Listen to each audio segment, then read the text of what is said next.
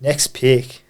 I think you actually got this correct in the mock draft. You had Cason Wallace going to the Oklahoma City Thunder. So Yeah.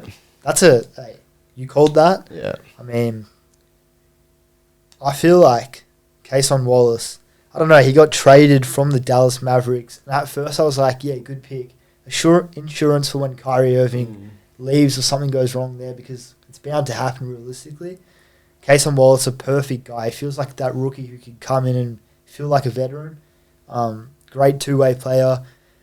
I mean, he's ferocious. He's like Pat Bev, but then when you add the offensive bag of someone more better than Pat Bev, you know what I mean? So I feel like he'll be very impactful for whatever team he goes for. It's just whether, I don't know, now that he's on OKC, I don't think he gets on the floor all too much.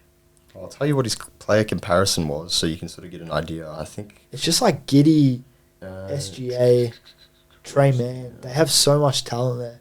Yeah, it's true. He's Drew Holiday, DeAnthony Melton. That's what his comparisons are. So if you can end up being a Drew Holiday kind of player. Still Yeah, definitely. If he's Drew Holiday. And I think, again, with OKC, what they like to do a lot is not, even though they sometimes will go for a fit over best available. In this case, they probably thought that, even though we got Shai Gilgeous-Alexander, we got Josh Giddey, we got Trey Mann, they don't really know maybe Trey Mann's progression, how it's going to go about. He could definitely be very useful off the bench, leading that second unit, or even pairing him in different guards sets with him, Giddey, and SGA. So, and to add that in with Jalen Williams and J-Dub and J. Will. I forgot about J-Dub. Yeah. How could I forget about J-Dub? So they're looking scary. Yeah. And obviously with all the picks that they've got coming up as well in the next few drafts, and you'd expect them to make a move or like a massive play. Yeah. Originally, I would have said Zion. Yeah. But I do think his value has diminished. So yeah.